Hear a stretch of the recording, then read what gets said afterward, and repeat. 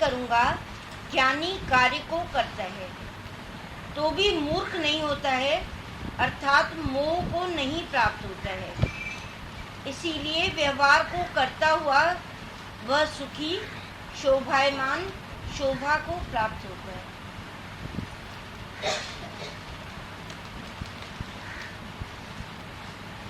भोले बाबा की बारी आती है। कहते आत्मा अनात्मा जानता है, तत्वज्ञ है मर्मज्ञ है। जो अज्ञ करता कार्य सब होता न फिर भी अज्ञ है। करता हुआ व्यवहार भी व्यवहार में नहीं आए है। निसंग रहता है सदा, सो धीर शोभा पाए है। इसका भावार्थ बताते हैं कि मैं इस कार्य को करूँगा ऐसा न कहता हुआ जीवन मुक्त प्रारब्ध वश से कार्य करता है, पर बालक की तरह वह मूर्ख नहीं हो जाता है।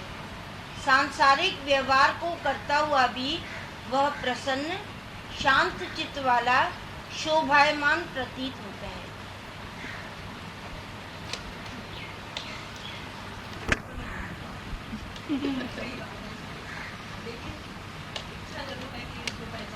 सोचेगी तो तुम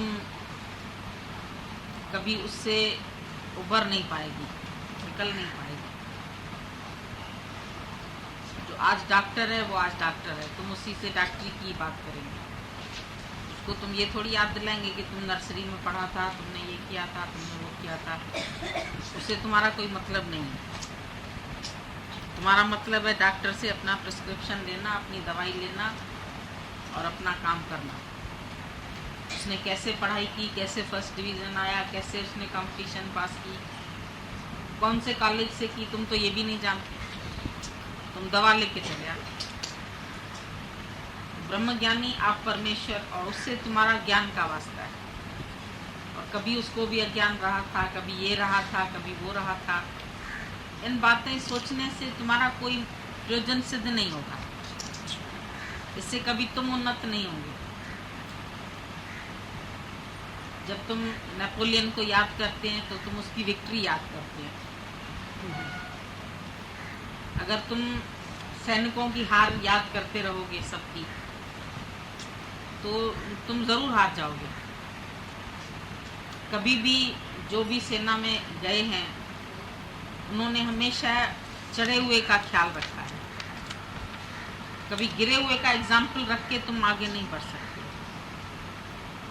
गुरु तुमको भले ही तुम्हारे पिटफॉल्स बता देता है, लेकिन तुम अपना लक्ष्य तो आगे रखो।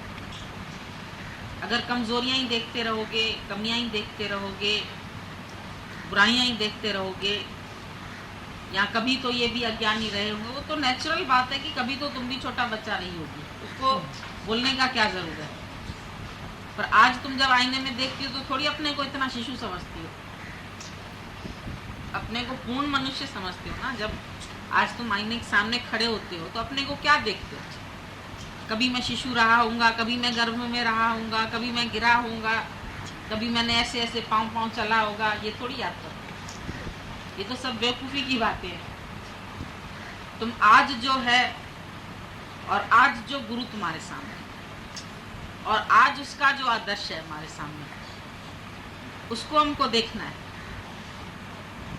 तुम्हारे अंदर में हमेशा नेगेटिव थॉट्स आते हैं, ये मनुष्य का स्वभाव है।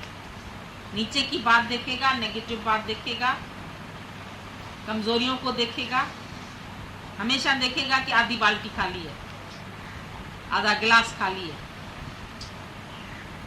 वहीं पर ये भी देख सकता है कि आधा गिलास भरा हुआ है।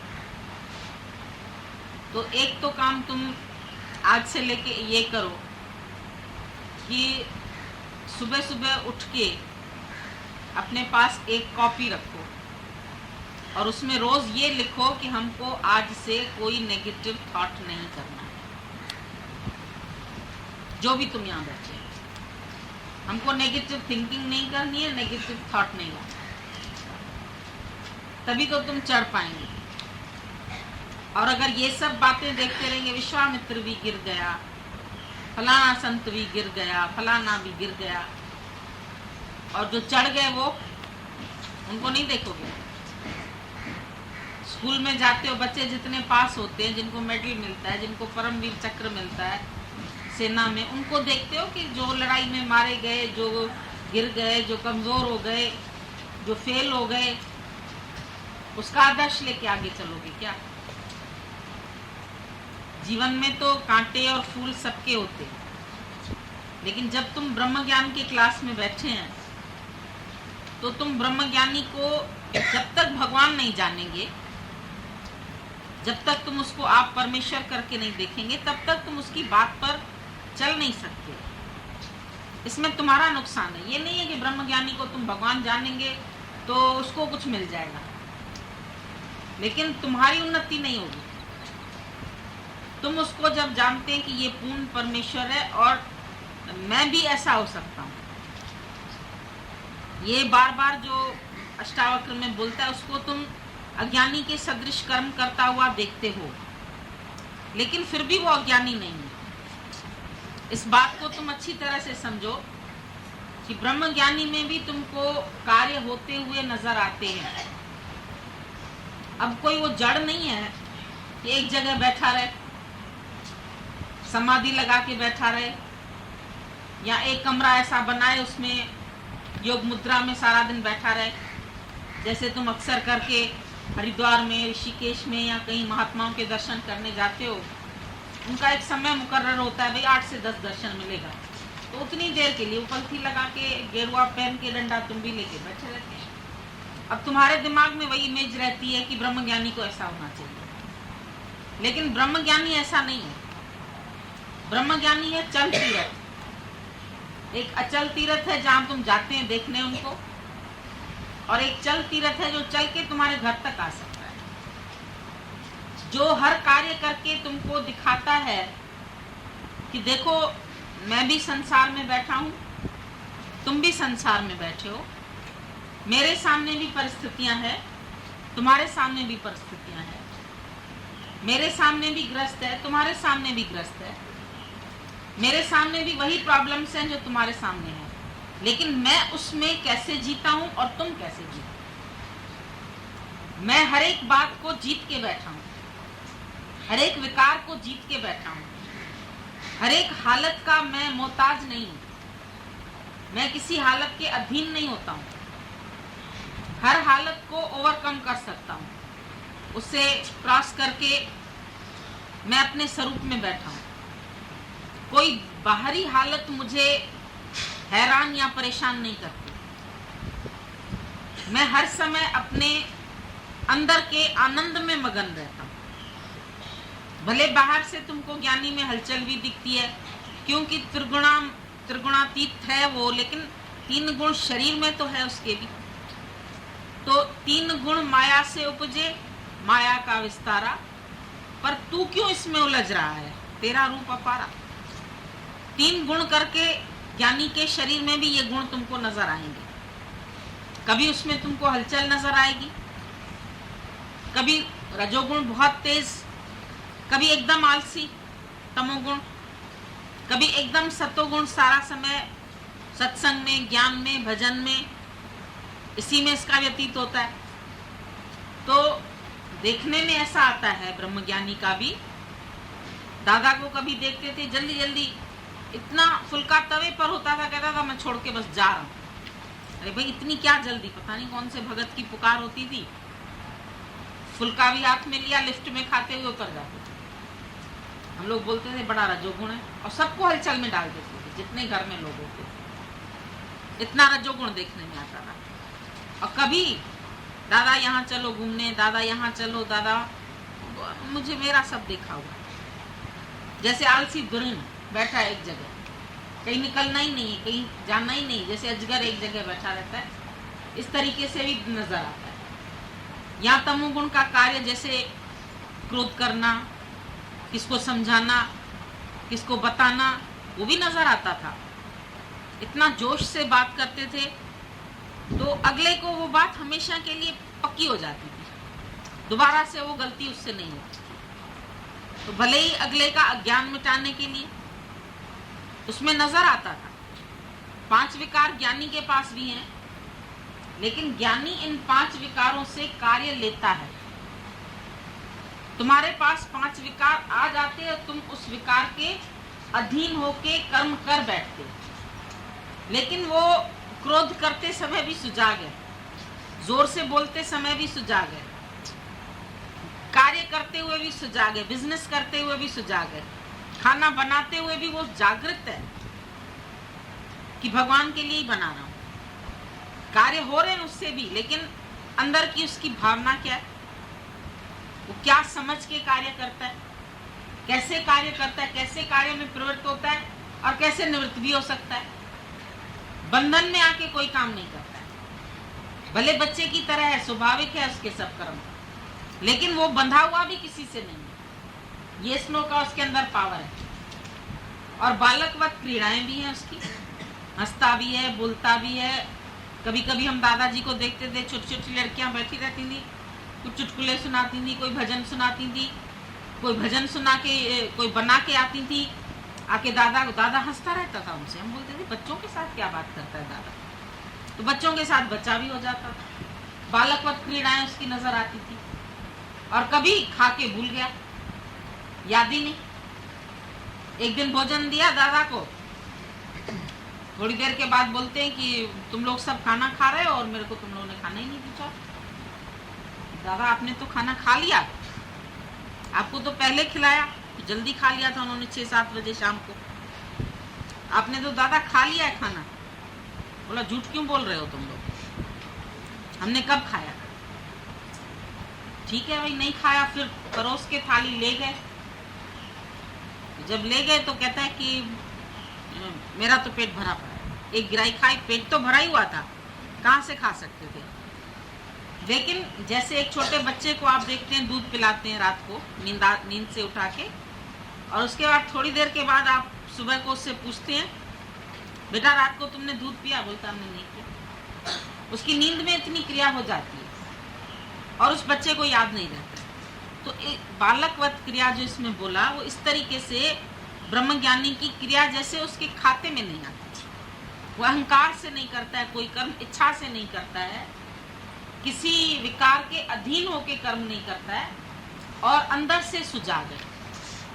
जैसे अभी खाना खा रहा है दादा उठो चलो अभी आराम करना है, सत्संग कर ही रहा होता था, आधा सेंटेंस मुंह में ही होता था, लड़कियां देखती थी अब दादा के आराम का टाइम, उठा के यहाँ से अंदर ले जाती, तो बोलते बोलते उठ के चला भी जाता था।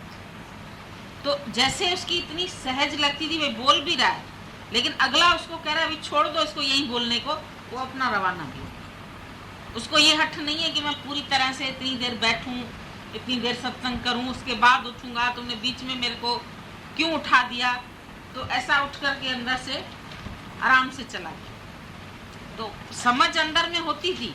अब ऐसे तुम उसको बोलो चलो तुमको शराब खाने में ले जाते हैं, जुआ घर में ले जाते हैं, या सिनेमा घर में ले जाते हैं, या लड़कियों के, तो क्या चला जाएगा क्या? मतलब ऐसे तो वो दूसरे कहने पर चला, जैसे ज्ञानी की क्रिया पर इच्छा से हुई, लेकिन अंदर से वो समझ से भरा हुआ, अंदर में उसको पूरी समझ है, वो राइट और रॉन्ग को अच्छी तरह से जानता है, और जो रॉन्ग कर्म है उसके लिए वो प्रवृत्त नहीं होता है, और जो राइट है वो उससे हो जाता है।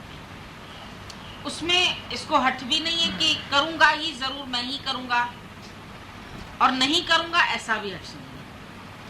अंदर से बिल्कुल सहज उसने अपने आप को जैसे हल्का छोड़ दिया। नदी में तैरना होता है, तुम अपने को हल्का छोड़ देते, इसी तरीके से संसार से भी तैरना है तो अपने को हल्का छोड़ दे, परमात्मा के भरोसे, निराकार के हवाले। उसका तन मन प्राण इंद्रियां सब सर्व के हित के लिए है, इसलिए वो अंदर में किसी कर्म का करता नहीं है। दादा यहाँ चलना है, अच्छा चलो, यहाँ करना है, ऐसा ठीक है, इधर नहीं जाना है, नहीं जाना है, चलना है तो चलना है, जैसे भी कर। पैदल करने जाते थे, कोई बोल दादा इधर से मुड़ो, बोला मैं तो चल पड़ूंगा तुम्हारे कहने अनुसार, लेकिन अगर सांप निकला और उसने काट लिया तो दोषी तुम्हारा, तुम मेरे को चला रहे हो जो। तो ब्रह्मज्ञानी को चलाने वाले भी जो होने चाहिए वो समझदार हो, वो भी ज्ञान से भरे हुए। तुम लोगों को क्या होता है, तुम जब ऐसे ज्ञान सुनते हैं ना, कोई आएगा शादी में बुलाने आया, कोई पार्टी में बुलाने आया, कोई मर गया तो बुलाने, सहज जा रहे हो गुरु जी। और जा रहे हो मोह से, जा रहे हो इच्छा से, जा रहे हो किसी उद्देश्य से, अंदर में तुमको पता है मैं इस उद्देश्य से जा रहा हूँ। और ज्ञानी जो जहाँ भी जाना होता है उसका, जहाँ भी घूमना होता है, जहाँ भी रहना होता है, वो अंदर से उसको मालूम है कि सबके हित के लिए, वो अपने घूमने के लिए, अपने फिरने के लिए, अपने लिए स्वार्थ से कहीं नहीं जाता है। उसको कोई अंदर में इच्छा नहीं है मैं ये देश देखूं, मैं ये घूमूं, ये मैं फिरूं। देख लिया सब। जिसने अपने अंदर आत्मानंद को देख लिया उसने सारी दुनिया को देख लिया। वर्ल्ड में ही लॉर्ड है, उसने लॉर्ड को देख लिया तो वर्ल्ड को देख लिया। उसको वर्ल्ड देखने की जरूरत नहीं। अभी कोई बोले अमेरिका देखो, लंदन देखो, पेरिस देखो, इधर घूमो, सब घूम लिया, क्या देखना है? कोई अंदर संकल्प भी नहीं उठता है, फुरना भी नहीं उठता है, ये नहीं देखा। और सहज में कभी शरीर का जाना कहीं हो भी जाएगा तो हो जाएगा, उसमें भी ज्ञानी को कोई हट नहीं है। कोई चार प्रेमी पकड़ के उसको ले जाएंगे, भाई इधर तुमको सत्संग करना है, सत्संग की जरूरत है, चला जाएगा। पर अपने अंदर उसको किसी कर्म का कर्तापना भी नहीं है, इच्छा नहीं है, अभिमान नहीं है करने का, स्वार्थ नहीं है, लोग अंदर से लोक वासना नहीं है, लोग क्या कहेंगे इसलिए करते हैं। उसकी सब वासनाएं कट चुकी। लोक वासना, देह वासना, शास्त्र वासना, कोई वासना उसके अंदर नहीं। निर्वासनिक पुरुष है। और उसके बाद जो भी उसकी क्रिया होती है वो शरीर के प्रारब्ध अनुसार है। पर इसमें तुमको अंदर से सावधान अपने को जरूर रखना है कि तुम अंदर में अपनी इच्छा से कहीं जाते हो, लिहाज से जाते हो, डर से जाते हो, मोह से जाते हो। मोह से कर्म होता है, या कभी मोह की वजह से कर्म का त्याग भी होता है। ऊपर से तुमने त्याग दिखाया, जैसे अर्जुन बहुत बड़ा त्यागी दिख रहा है। उसने युद्ध में बोल दिया मैं गांडीव धनुष नहीं उठाऊंगा, छोड़ दिया, लड़ाई नहीं करूंगा। अब वो नहीं कर रहा है युद्ध, बहुत ज्ञान की बातें बता रहा है, इतनी अच्छी अच्छी दलीलें दे रहा है। सबको मार के मैं क्या करूंगा, राज मेरे को नहीं चाहिए, मैं भिक्षा का अन्न लेकर के खाना पसंद करता हूँ, लेकिन मैं राज्य नहीं चाहता, मैं राज्य सुख नहीं भोगना चाहता। तो वो जो कर्म का त्याग कर रहा है, धर्म युद्ध उसके सामने है और वो कह रहा है मैं युद्ध नहीं करूंगा। और ऐसे व्यक्ति से कृष्ण को युद्ध करवाना पड़ा, क्योंकि धर्म की स्थापना करनी थी और पाप का नाश करना था। तो जहां पर उसने बोला नहीं करूंगा, वहां कृष्ण ने उस चीज को ऐसी प्रेरणा दी कि वो करे। लेकिन क्यों छोड़ रहा था उसको रीजन बताया। बोला ऐसे तो तुम बहुत लड़ाइयां लड़ चुके, तब तुमको अहिंसा परमो धर्म कहाँ गया था। आज बोलता है अहिंसा परमो धर्म, मैं हिंसा नहीं करूंगा किसी की। जब इतनी लड़ाइयां लड़ी तब हिंसा करी थी, तब तो देश के लिए लड़ता है राजा, तब तुमने कैसे लड़ाइयां लड़ी। बोला बात तो ठीक है। बोला आज जो तुम लड़ाई नहीं कर रहे हो इसमें रीजन ये है कि तुम्हारे सामने अपने वालों का युद्ध आया है, ये सब तुम्हारे अपने सगे खड़े हैं और अंदर में तुमको मोह पैदा हुआ। बोला ऐसे विषम स्थल में अर्जुन तेरे अंदर में मोह कैसे आ गया। तुम बोल रहा ये मेरा पितामह है, ये द्रोणाचार्य है, ये फलाना है, ये भाई है, इनको मैं कैसे मारूं। जब डॉक्टर को भी अपनी बीवी का ऑपरेशन करना पड़ता है तो हाथ हिलता है। जज के सामने जब अपने बेटे का फैसला सामने आता है बोलता है फांसी का हुक्म टाल देना चाहिए, पता है उसको मेरे बेटे ने खून किया, लेकिन उस वक्त बोलेगा नहीं इसको फांसी मैं नहीं दूंगा, एकदम बात को गुम कर देगा। तो जब अपने वालों का युद्ध सामने आए, अपने वालों की कोई बात सामने आई, उस वक्त तुम्हारे कानून कायदे बदल जाते। और ज्ञानी के लिए हमेशा एक ही कायदा। जब बात ऐसी आई, जब कौरव बोल रहे हैं कि हम बिना लड़ाई के, बिना युद्ध किए 1 इंच भूमि का भी नहीं देंगे, सुई के नोक के बराबर भी जमीन नहीं देंगे, तो भगवान ने बोला भाई मैं तो उनके पास सुलह करने गया। कई लोगों ने हमसे बोला कृष्ण भी क्या लड़ाई लड़वाने के फेवर में था, क्या उसको युद्ध करवाने में मजा आ रहा था। हमने बोला नहीं, वो तो सुलह कराने गया था। उसने तो दुर्योधन को खास बोला मैं तुम्हारे पास आऊंगा, तुम सुलह करो, किसी जगह तो तुम एडजस्ट करो बात को, कुछ तो उनको अधिकार दो। इतने वर्ष का वनवास दिया, जुआ में उनको हराया, कई छल कपट किए, लाख के महल में जलाने की कोशिश की, बहुत अत्याचार किया उसने। बोला अंत में भी जा करके तुम सिर्फ 5 गांव दे दो, 5 भाई हैं, एक एक गांव सबको मिले, शहर भी ना दो, तुम सब रखो तुम अपने पास। उन्होंने जो इतना अच्छा शहर बनाया वो भी इन्होंने हड़प लिया।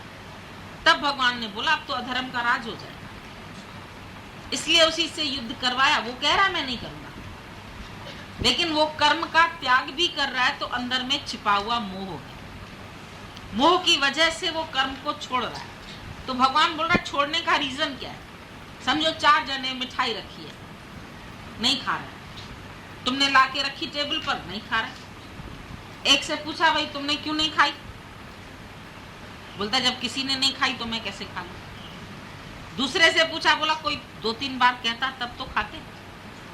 तीसरे से पूछा, बोला मेरे को तो डायबिटीज थी, मैं कैसे खाता। और चौथे ने बोला मेरे को इच्छा ही नहीं है खाने की। तो 4 जनों ने मिठाई नहीं खाई, लेकिन नहीं खाने का भाव चारों का अलग अलग है। एक को मजबूरन है, भाई डायबिटीज है नहीं खानी, एक को इच्छा हो रही लेकिन कोई 2-4 बार बोले तब तो खाए। तो तीसरे ने देखा देखी नहीं खाया, और चौथा निरीक्षा है। तो ब्रह्मज्ञानी तो अंदर से निरीक्षा है, उसका कोई भी कर्म किसी वजह से नहीं है, छोड़ना या पकड़ना। ज्ञानी कहीं विक्षेपता के कारण कोई कर्म छोड़ के भागता नहीं। समझो मेरे को घर में विक्षेपता लगे, हम घर छोड़ के भाग जाएं, तो दादाजी बोलते थे विक्षेपता में एकता में रहो। तुमको क्यों विक्षेपता भाती, क्यों अंदर में तुमको दुख लगता है उन बातों से? भले तुम्हारे घर में कैसी भी कंडीशंस है, तुम उसी से एडजस्ट करो। भागते क्यों? भागना नहीं है, पर जागना। घर में ऐसे कई खेल होते रहते हैं रोज सबके घरों में, ऊंच नीच, छोटाई बढ़ाई, कभी पैसा कम है, कभी ज्यादा है, कभी नौकरी आदमी को है, कभी नहीं है, कभी घर में कोई हालत आती है, कोई मरता है, कोई जीता है, कोई बीमार है, कोई सेवा सामने पड़ती है, तो कभी मन उलझन में आ जाता है, टेंशन में। आजकल तो ये टेंशन की बीमारी बहुत चली है, बाहर से नहीं बोल पाते, अंदर ही अंदर टेंशन करते, फिर डिप्रेशन शुरू हो जाता है, फिर पागल हो जाते हैं। फिर पड़े नूर मंजिल में जाकर के देखो कितने पागल पड़े हो। कोई मर्द है तो नशा करने लगते हैं, शराब पीने लगते हैं, सिगरेट फूंकने लगते हैं। ये सब कारण तनाव की वजह से, सबके अंदर में टेंशन से। घर में कोई भी एडजस्ट करके प्यार से नहीं चल सकता। बोला क्यों आपस में लड़ते हैं? स्वामी बोधराज ने बोला लोग आपस में क्यों लड़ रहे हैं? क्योंकि एक दूसरे की बोली नहीं समझ रहे। अरे बोल तो वही भाषा रहे, सिंधी है तो सिंधी बोल रहे, हिंदी है तो हिंदी बोल रहे, मारवाड़ी तो मारवाड़ी बोल रहे, तो भी एक दूसरे की भाषा नहीं समझ रहे। इसका क्या अर्थ है? मतलब अंदर का इंटेंशन नहीं जानते। और मान लो अगर किसी का इंटेंशन है भी तुम्हें दुखी करने का, तो तुम इतने ज्ञानवान बन जाओ, इतनी अच्छी दृष्टि बना लो कि उसमें से भी तुम गुण उठाओ। कोई तुम्हारे से बुरा कर रहा है, कोई कैसी परिस्थिति बना रहा है, तुम उसमें से भलाई ढूंढ के निकालो, तुम उसको भी अच्छा करके देखो, भगवान करके देखो। भगवान मेरी इस रूप में परीक्षा लेने आया, परेशानी की पोशाक पहन के आया, देखे मेरा मन खराब होता है क्या, या मैं इसको भी भगवान देखता हूं। बोला युद्ध तो तुमको मैदान में ही करनी पड़ेगी, घर बैठ के युद्ध थोड़ी कर सकते। तो ग्रस्त तो तुम्हारा युद्ध का मैदान है, यहाँ से भाग के जंगल में कहाँ जाओगे?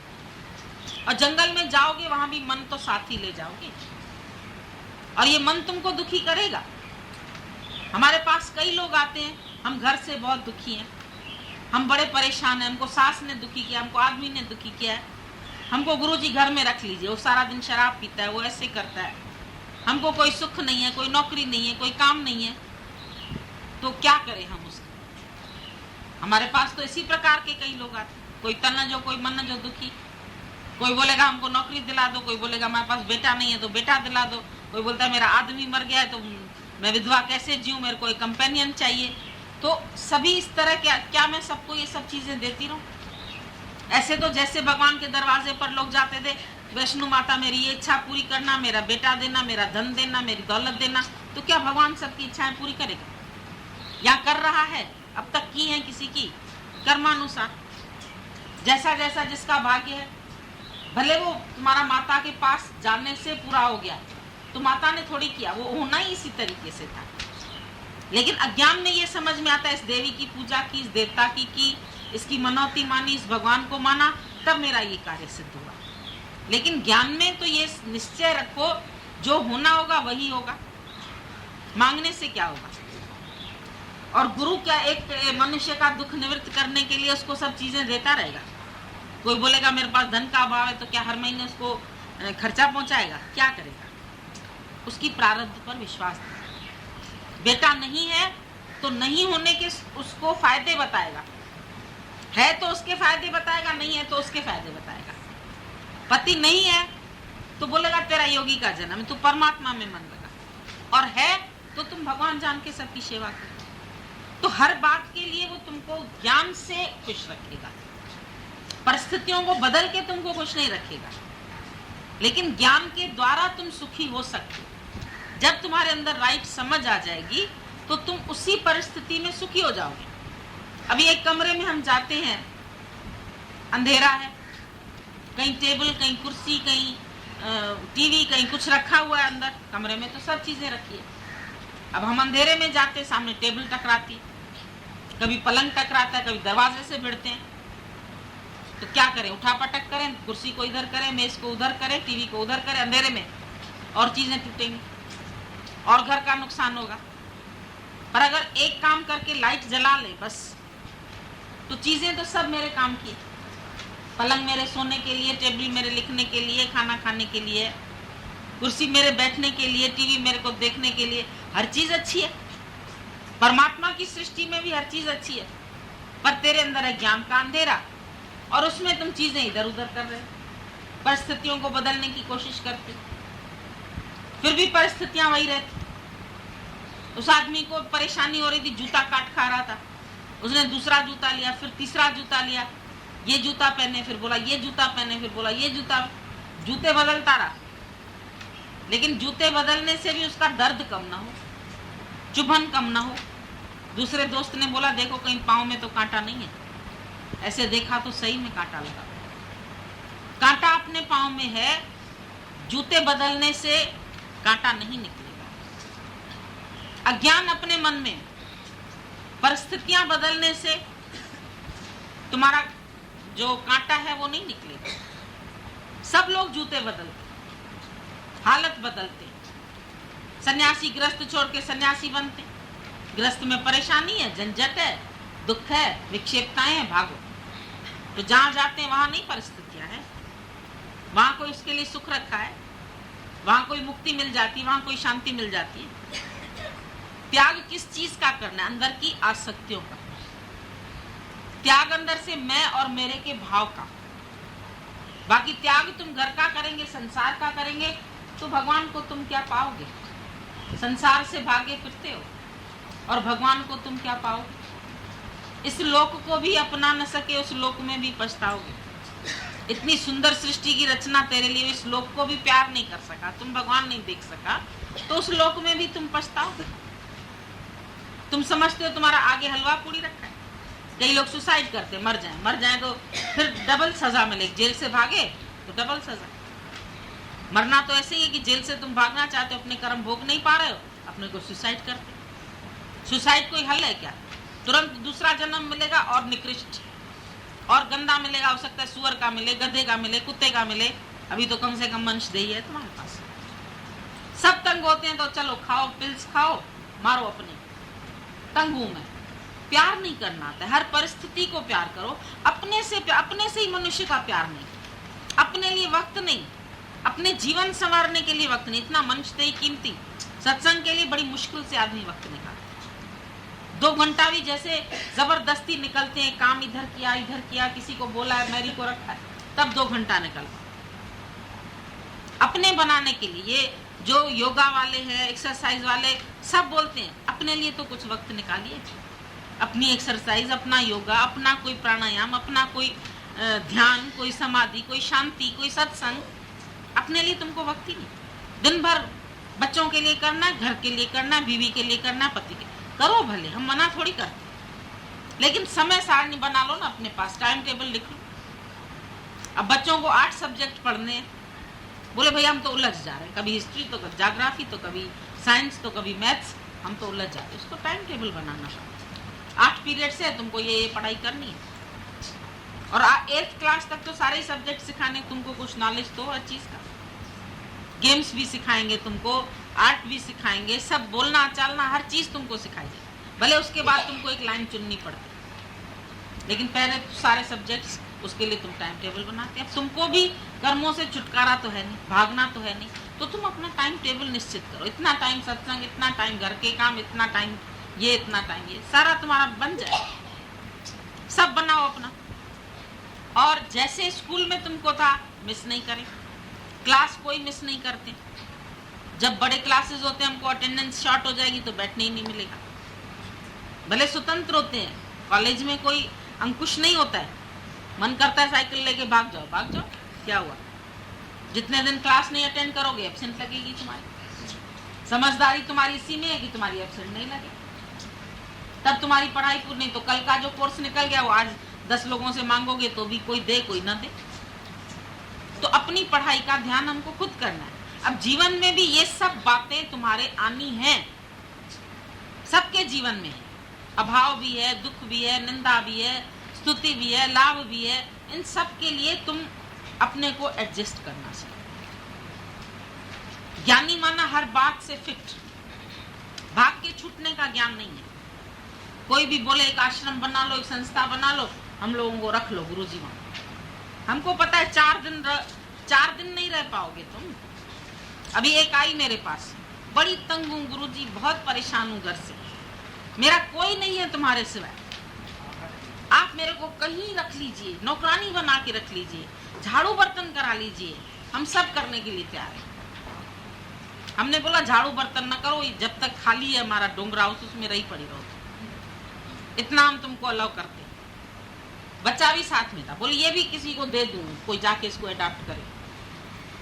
हमने बोला न तुम बच्चा दे पाओगी न तुम यहाँ रह पाओगी, ये हम तुमको खोल के बता रहे। बाकी जितना दम है उतने दिन रहो, भले तुम बिना पैसे के ही रह जाओ, रहो तो।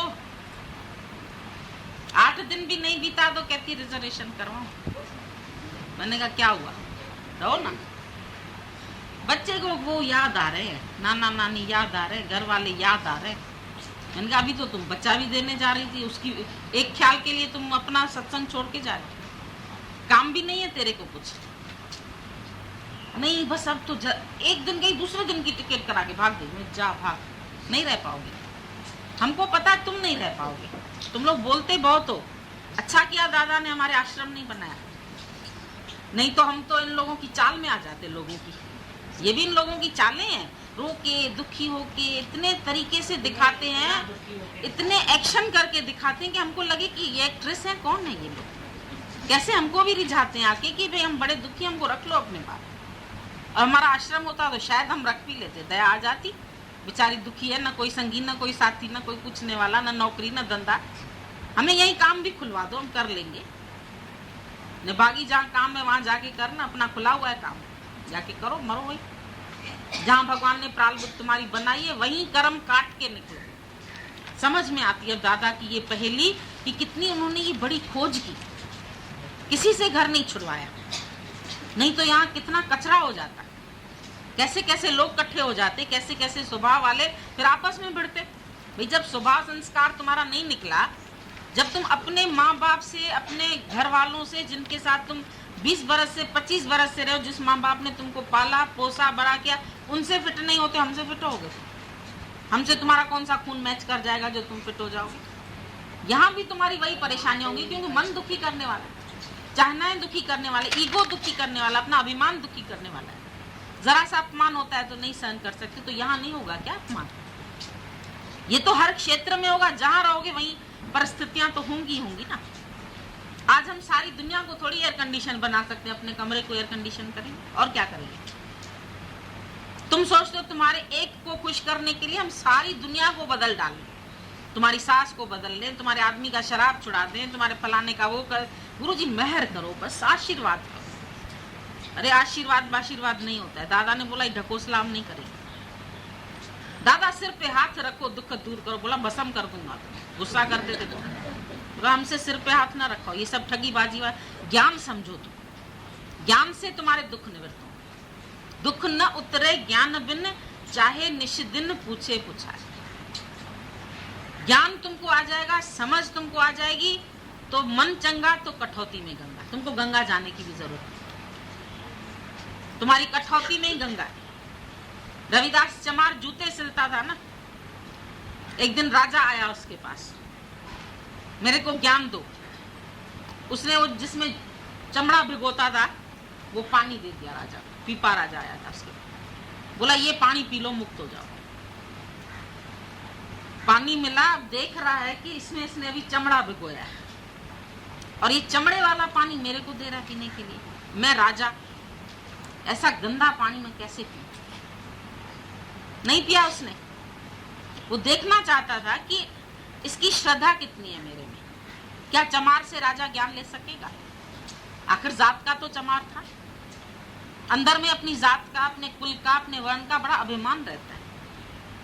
तो राजा को जब पीने के लिए पानी दिया, उसने ऐसे करके बुक से ऐसे गिरा दिया सारा, पिया नहीं, दिखाया। अब ये भी नहीं कह सकता नहीं पीऊंगा, आया था ज्ञान लेने, आया था सत्संग सुनने, श्रद्धा दिखा रहा था कि मेरी बड़ी श्रद्धा है। पानी बहा दिया, ऐसे करके पानी बहा दिया और वो पानी सारा उसको कलर हो गया। उसमें कुर्ता था उसका बढ़िया कीमती सिल्क का, उसमें इतना बड़ा दाग बन गया।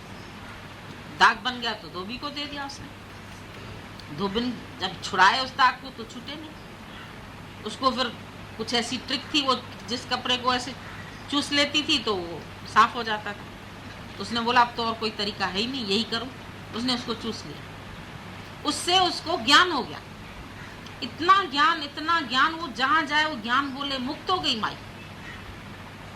राजा ने बोला इस माई को एक दिन में कैसे ज्ञान हो गया?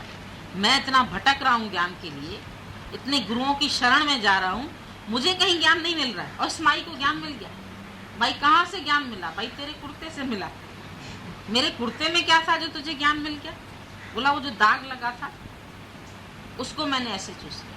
अरे बोला क्या देना चाहता था गुरु मेरे, मैं तो समझ ही नहीं पाया उसको। इतना उसका रहस्य था क्या इसमें? मतलब गुरु के वचन तुम पियो ना, तुम ऐसे गिरा देते, फिर उसको जो दूसरा पी लेता है उसका बेड़ा पार होता है। वचन साधके धोए धोए पी, अर्प साध को अपना जी। ये गुरु के वचन धोए धोए पी, मतलब बारंबार एक एक वचन को जाके मनन करो। जेको भुंचे जेको खावे तिसका होए उधार। गुरु नानक साहब ने भी बोला थाल विच 3 वस्तु पड़ी, सत्य, संतोख, विचार। अभी तुम गुरुद्वारों में जाओ ना, वो आटा, घी, चीनी मिला के बनाते हैं हलवा, वो रखते हैं थाल में, वो प्रसाद बांटते हैं। भाई कड़ा प्रसाद लो, इससे तुम्हारी मुक्ति होगी। लोग बड़ा उसकी मानता करते, एक कणा भी गिरे नहीं। और जब उसको खाते हैं ना तो उसमें दांत नहीं लगना चाहिए, निगल जाते हैं। सरदारों से पूछो, ऐसे डाल के ही कटक जाते हैं। मुलायम भी होता है, घी भी होता है उसमें। तो गुरु नानक साहब ने कौन सा प्रसाद बोला? उसने बोला थाल विच 3 वस्तु पड़ी। 3 वस्तु उसने भी बोली, आटा, घी, चीनी नहीं, सत्य, संतोष, विचार।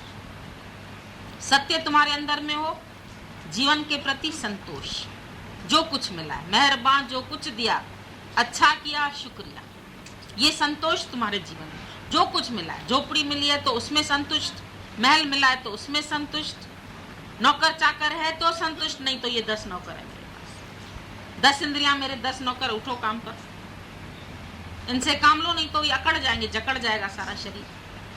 फिर डॉक्टर बोलेगा एक्सरसाइज करो, सारा दिन काम नहीं करते तो एक्सरसाइज करो, दौड़ लगाओ, बोटेनिकल गार्डन में चक्कर मारो, सारा जॉगिंग करो। तो सत्य, संतोष, जीवन में संतोष, इच्छा नहीं करना बहुत पैसा हो, नौकर हो, ये हो, वो हो, बहुत अच्छा खाना हो, बहुत अच्छे कपड़े हो। क्या करोगे? पहन पहन के कितने पहनोगे? खा खा के कितना खाओगे? पछाड़ी को मरोगे तो अलमारियों में से तुम्हारे कपड़े गिर रहे हैं, इतने कपड़े हैं तुम्हारे। अब ये फैशन चला है तो ये पहनो, अब ये चला तो ये पहनो, अब ये चला। पुराने फैशन के रह गए सब, ढेरों पड़े हुए। पछाड़ी को आदमी मरता है तो 4, 5, 6 पेटी उसकी निकलती है जो गरीबों में बांटी जाती है। तो बेचारा छोड़ के मरा है, देखो इसका तुम लोग यूज कर लो। नए नए छोड़ जाते हैं, कोरे कोरे तौलिए, डजन के डजन। कोई एक आदमी मरा, उसे दर्जन के दर्जन तौलिए, दर्जन की दर्जन साड़ियाँ, इतना रखते हैं रिजर्व करके, उसको प्रिजर्व करके, संभाल के। संतोष नहीं, चाहिए और चाहिए और चाहिए और चाहिए। आज तो मुआ पहनो, आज तो खाओ, कल भगवान देख। तो बोला सत्य, संतोष और विचार। सत्य का विचार, हर समय अपना जीवन विचार के अनुसार बनाओ। फिर बोला इसको जेको भुंचे, भुनो, हलवा भुनना पड़ता है ना, जेको भुंचे जेको खावे तिसका हो उद्धार, उसका उद्धार हो जाए। जो सत्य का विचार रखेगा, संतोष रखेगा, इसका मनन करेगा, भुंचेगा, सारा समय भुनो इसको, तिसका हो उद्धार, उसका उद्धार हो जाए। बाकी राजा पीपा की तरह गिरा दोगे गुरु के वचन, यहीं छोड़ के चले जाओगे तो फिर जो वचन पी लेगा उसका फायदा हो जाएगा। तुम बोलोगे अरे ये साधारण लोग ये ज्ञान सुना रहे हैं। एक उस दिन ले आई अपने हस्बैंड को, दर्शन करो दर्शन। बोला ये तो जैसे हम लोग घर में रहते हैं ऐसे ही तो रह रहे थे। बोला और कैसे रहेंगे, और कैसे रहेंगे। उनका मतलब होता है गेरू पहन करके या वाइट पहन के एक पलंग पे सफेद चादर बिछा के माला हाथ में लेके ओम हरिओम कोई करता रहे, वो गुरु है। अंदर जाए नमस्कार दंडवत प्रणाम करो, यहाँ तो भाई आओ आओ मिलो प्यार करो, ऐसे करके मिलते। आशीर्वाद दीजिए, आशीर्वाद आशीष मना आ और शीश दे तो ईश पा। सिर धर तली गली मुरिया, जेतु प्रेम खेलन दाचा, अगर तुमको है प्रेम खेलन का चाह तो सिर धर तली गली मुरिया। और शीश रख के चल जाओगे तो क्या होगा, बहुत ही मूर्ख रह गए राख देह अभिमान। देह अभिमान रख के कई मूर्ख रह गए, आए भी सत्संग तक, लेकिन अच्छी तरह से जाना नहीं, पहचाना नहीं, वचनों में टिके नहीं, रहे नहीं। वो बोला हाँ बोरी बुढ़न दरी रही किनारे बैठ, जिन खोजा तिन पाया गहरे पानी पैठ। गहराई तक जाओ, एक एक वचन को गहराई से उठाओ। सच्चे तय सतगुर जो तांगे ले जाए तर, देखना उसके अंदर क्या है, बाहर से नहीं पहचान सकते हो। ब्रह्म ज्ञानी, ज्ञानी अज्ञानी में नाय कर्म जो भेद, तभी बोला वो अज्ञानी की तरह बरतता हुआ दिखाई देता है। बोला नाय कर्म जो भेद पर बिनी जी की भावना, अंदर की भावना दूसरी है। जह कहो मोक्ष ऐखे, वो अपनी मुक्ति करके बैठा, सबसे मुक्त होके, फ्री होके, आसक्तियों से मुक्त, विकारों से मुक्त, इच्छाओं से मुक्त, ममता से मुक्त, सबसे मुक्त होके बैठा है। अज्ञानी खेद में, थोड़ी थोड़ी बात में दुख, थोड़ी थोड़ी बात में दुख, जरा जरा बात में दुखी सुखी होते।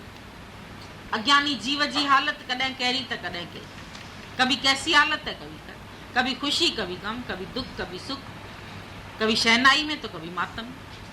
अज्ञानी जीव जी हालत कदें कहरी तो कदें कहरी, पर करे जे पाण ते कृपा। अगर अपने ऊपर आज तुम कृपा कर लो तो हियर जो हियर बदले। कल मेरे को एक ने फोन किया, भगवान आदत नहीं छूट रही है, सिगरेट पीता है, आदत नहीं छूट रही, आपका दर्शन भी किया तो हमने कहा तुम चाहते नहीं। तो चाहता हूँ, बोला बहुत चाहता हूँ। मैंने कहा नहीं, जिस दिन चाह लोगे कि छोड़नी ही है छूट जाए। अंदर से अपना दृढ़ संकल्प जिस दिन जिस विकार को छोड़ने का करोगे, तुम लोग नहीं चाहते हो छूट। तुम अभी गलत नहीं कह, समझता हूं मैं गलत है, मैंने कहा नहीं समझते गलत। अगर तुम गलत समझो, तुमको अगर पता चले तुम आज उल्टा कुर्ता पहन के निकल आई बाथरूम से जल्दी में, तुमको बोलती है दूसरी अरे उल्टा, क्या करोगी तुम? पहन के सत्संग में आ जाओगी? तुरंत जाके चेंज करोगी कि नहीं? जब एक उल्टी कमीज पहन के तुम नहीं निकल सकते तो उल्टे कर्म कैसे कर लेते हो? बोलते हम नहीं चाहते तो कर लेते, वो तो तुम नहीं चाह के नहीं चाहते, हम अपने को अच्छा बनाना तो पहन के आ जाओ उल्टा कुर्ता, उल्टी बिंदी यहाँ लगा के आ जाओ, यहाँ नहीं लगाओ, उल्टे बाली पहन के आ जाओ, इधर बाली इधर झुमका, कुछ न कुछ उल्टा पहन के। कैसे तुम उल्टे कर्म करते? हमको समझ में नहीं आता है कि जिस दिन तुमको ये समझ में आ जाए कि मेरा ये गलत काम है, किसी भी बात के लिए तुम ही पूछते, हम तो नहीं कहते ये छोड़ो ये पकड़ो, लेकिन तुम जानते तुम विकारों के अधीन है। जिस दिन तुमको समझ में आ जाएंगे कि ये विकार मेरा नुकसान कर रहे हैं, मेरे लिए विष के समान है, विष समझ के तुम खाओगे। हम तुम्हें बोले ये लड्डू बहुत सुंदर है लेकिन इसमें थोड़ा सा जहर पड़ा है, खा लो, बहुत महंगा है, खाओगे? नहीं खाओगे, किसी कीमत पर नहीं खाओगे। जहर समझोगे तो, विषयों को विष समझोगे तो चखोगे, नहीं चखोगे। गुरु कह रहा है विष विषय के समान है, ये गुरु के कहने से क्या होगा? गुरु तो बेचारा कह कह के चला जाएगा दुनिया से। तुम समझो तब तो कोई बात है, तुम हटना चाहो। अगर सांप देख रहे हो, हम कह रहे हैं ये सांप है, तो तुमको हम नहीं कहेंगे हटो, तुम कूद जाओगे वहां से। तुमको अभी सांप नहीं लग रहा है, अभी तो मुलायम लग रहा है। वो जैसे अंधा था ना, वो मुआ चढ़ गया ऊपर में, जब चढ़ गया तो उसको सहारे के लिए उसका डंडा जो था वो खिसक गया, डंडा खिसक गया, थोड़ा ऐसा ऐसा हाथ किया तो एक वहां पर ठंड में मरा हुआ सांप पड़ा था, अकड़ा हुआ एकदम। तो उसको लगा ये मुलायम डंडा है, अकड़ा हुआ डंडा वो था सांप, तो ऐसे लगा ये डंडा है, मेरा डंडा गिर गया, चलो बढ़िया डंडा मिल गया। मेरे दोस्त की आंख खुल गई अचानक, कह रहा अरे बाबा सांप, सांप पकड़ो, छोड़ो छोड़ो छोड़ो।